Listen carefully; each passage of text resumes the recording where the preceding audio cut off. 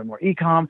And you have people bounce around to all these things and they don't make any progress forward. And then you've got those people, like you said, with Kettle One, where you lean in, you realize the audience you want to serve, and you think about how you can continue to make a more dramatic, positive impact for them.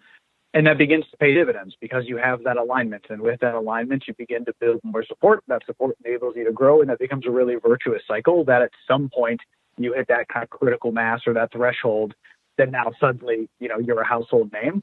But it takes a lot of time and effort. And it's that the hardest part is like the patience to be able to put something in motion and then wait for the actual results to come true. Yeah, you bring up the term shiny objects. You brought it up a couple times. I use that term a lot because I see more CEOs, owners, founders, presidents, et cetera, marketing directors chasing so many shiny objects. And I try to bring them back to, what's your core principles, company culture, et cetera. But sometimes the shiny objects just overpower them. Any suggestions for people to kind of have some discipline as it relates to that? Because there is so many marketing tools out there just when you look in that one segment alone. And then when you start looking in ways to monetize your company, there's so many different ways we can go because we're exposed to it on the internet. But how do we just fine tune that so people aren't chasing all those shiny objects? Yeah, again, it's a different tact with anybody, right? But sometimes I've had success with this metaphor, is you got to be comfortable putting blinders on. Mm-hmm. Like if you have a bunch of resources which are easily comparable to companies, and a bunch of the companies are meandering off the path, trying to look for like a shortcut and trying to find a better way to do something, the one that just sticks to the path that they're on and goes as fast as they can straight forward is the one that's going to win the race. And so whenever you realize, like with that CEO, that CMO, that director of marketing, whatever position you're in, all of your peers are as ADHD as you are and are chasing all of these other things rather than putting their nose to the grindstone and committing to the work that needs to be done to move forward. If you can remind yourself of that frequently enough and often enough that you kind of keep those blinders on and move forward, even if you're ignoring, here's like the latest tool. And it's like, all right, great, but you've gotten everything out of the tool you have yet. I don't know how many organizations use this with Jim, but we see it all the time where it's like, we're replacing our marketing stack. We got to change out our Mar stack. Or, we've got to change out our marketing automation system and our CRM and our CMS and all this stuff has to go through because the old one was no good. And half the time you go in there, like, yes, it might not be optimal, but if you're using it at 30%, like you still got a lot of room to ratchet up what you can get out of the stuff you're already using if you just want to move forward, as opposed to always trying to set up the perfect infrastructure, because especially now more than ever, and this will only become more true with time, is technology is evolving, more and more quickly. So your tech stack is always going to be out of date, and you could spend a never-ending career just trying to build out the perfect, technology stack and strategy and everything to execute on. At the end of the day, you've got to take the tools you have or, put in the minimum tools and tech stack required to just start moving things forward and execute. And ultimately, that's, I think, what differentiates a lot of people. Well, and I think you hit the nail on the head with not maximizing what you actually have in place. When you talk about web design and accessibility and the platform that's being created, I think people are so quick to move on from what they're seeing, but they're not actually digging into what they have available to them that's been set up already. I would imagine working with somebody like yourself in your company, you probably put all the bells and whistles in place and people don't take advantage of them. Yeah, absolutely. It's a twist on, the title of your very show, which is like, just sometimes you got to say yes to the stuff you have and like go out and use it. Yeah. Take the time to learn about it and how it works. Work with your partner. If you've hired a marketing firm, work with them to find out how you can expand within your own programming and what you've got in front of them, right? Absolutely. And I know this doesn't work for everyone, but a lot of times, like even myself in my chair, like I'm one of the worst with shiny object syndrome. Like I'm like, we should try to do this. And what if we spin up a site to do that? And da-da-da.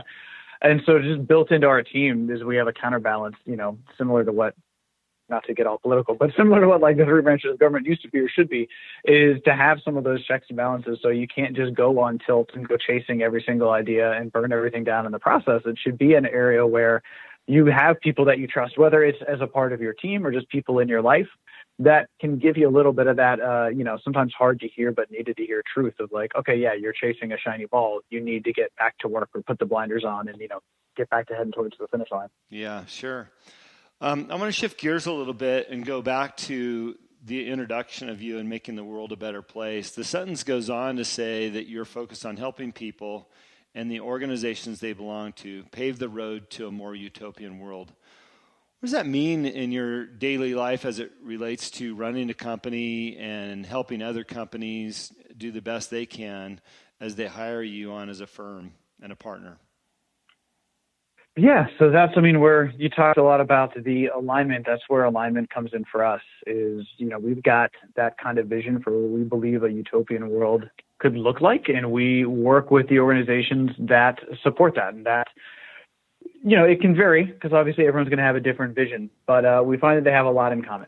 So, we work with everyone from transformative, like SaaS startups that are building these really cool transformative platforms that enable us to make use of resources that were otherwise latent, that especially around like the world of like education and energy. I'm constantly impressed by what some of our clients are doing in that space, all the way to, climate change, conservationism and sustainability.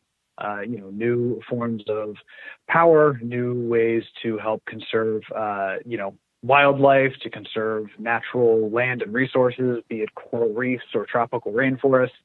And then a lot of the, what I'd consider kind of smaller brands that make a difference in the day-to-day world, where it may just be working with an HR organization that wants to make work a better and more utopian experience and helps coach companies on how to do that. It could be in the financial sector, people that realize that accessibility is one of the key things that is still missing in our society in allowing people to have better financial knowledge and allow people to kind of better their situation no matter where they might be. And so we really look to work with those kind of organizations that kind of follow some of those virtues that we embody and highlight as something that we consider building towards a utopian world. Mm-hmm. A lot of companies will pick a cause and it's there, but do we really know it's there? Some people aspire to have a cause. What role do companies play within these causes as you see them roll out from a marketing perspective and a partnership perspective? How important it is for that company to play a role? I think we're seeing now, the companies play a bigger role than government can in a lot of cases, right? We're seeing, especially right now in like the current crisis that we're in with the coronavirus, is there are some organizations and businesses that are, almost like doing Henry Ford levels of integration, where they're like, all right, if your kid is out of school and they're not able to do virtual school, here's what we're going to do. We're going to have tutors and stuff available. We're going to enable, work from home. We're going to enable more flexible culture. And ultimately, businesses aren't constrained by geography. So these organizations, especially once they become, larger and more powerful and across so many different territories, it becomes really easy for them to move resources across the globe far more quickly and respond far more quickly than a governmental body can. And so I think as we look at what the role organizations play in shaping the world, I think that that's more important now than ever to make sure we're embracing brands that are supporting the types of values and future vision for the world that we really believe in. And I think a big part of that, unfortunately, is constrained and tied or compared against just our own desire to be able to live our lives in convenience. So while I think a lot of people disagree with some of the things like Amazon is doing, for instance, it's also really easy to click that button and have something show up at your door. And so where are we able to generate, an opportunity for competitors and organizations that we can support that still enable that level of convenience, but really support the ideals that I think, we want to be able to shape the future. I think what's really interesting right now, if we can get ourselves above the dark cloud of this virus that we're all dealing with in our isolation here, we can get above that, of course, being sympathetic to people that are challenged during this time or suffering. How creative companies have become and how creative people have become in really just a few short weeks, if you think about it.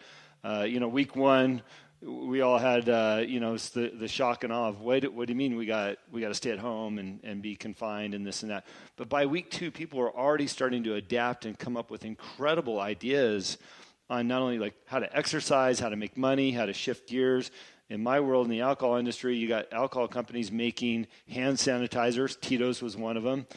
I just think it's an incredible opportunity for us to reconfigure, look at other ways we can be better at our own careers and companies, don't you? Absolutely. It's I don't remember who the quote's attributed to, but it's, there are decades where it feels like only weeks have passed, and then weeks in which decades pass. And I mean, we saw the whole world transform, right before our very eyes in a couple of weeks. And like you said, I mean, people are brilliant at responding to changed circumstances. And so seeing how people have responded to this, and especially now that people are settling into realizing like this is a little bit of the new norm, has been really kind of interesting and opening. From our perspective, we've worked, remotely for basically as long as we've been around. We were founded in 2009. And so we're kind of used to it. That's the way that we've worked. But we've had tons of clients and just other, colleagues and stuff reach out to us where they're like, this is the first time we're doing this. How do we make the most of it? And beginning to realize just like a lot of the bright side. And I think, a big part of what might fit that kind of utopian world is having a lot more flexibility and work-life balance. And this is starting to get people a sneak peek of what that looks like, which is, I think, in the long term, going to be a really beautiful and beneficial thing. Yeah, I think when our back's against the wall, we all come out of it better because it forces us to evaluate, reevaluate, and push our way back into our own sense of normalcy. So, without being unsympathetic to people that are challenged, I'm enthusiastic about what comes out of this. And, new business opportunities, new personalities, new just strengths that people have acquired during isolation and trying to push through. So I think this could be a very exciting transition for us when we get past this. Oh, absolutely. I think it's definitely going to serve as like a bit of an accelerator culturally to kind of see like, all right, it's kind of pushed us to the limits to see what we can do when lives are disrupted with the technology that we have and the technology that we can build.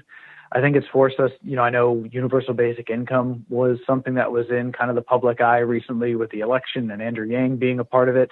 And we're starting to see what that can look like. And I think we're not a far stretch from being able to see how much of the world could run off of technology without taking quite the economic hit we thought it would. And whenever we get to that place, thinking about the moonshot kind of ideas around, if you consider like a UBI, like a venture capitalist thinks about investing in different properties where you say, okay, the government, as we are all one big tribe, so to speak, we want to invest in making every single one of our citizens able to pursue the thing that really excites and ignites them. And you start to get, an Einstein here, a Farnsworth there, these people that make these huge breakthroughs in technology that a 1 in a million shot still has a huge economic advantage as far as the entire population goes. Like we're starting to get to the place where that no longer seems like a science fiction universe, which I think is really exciting. Absolutely. Last part of your bio talks about you being a fearless leader, and we can find you leading when you're not playing hockey.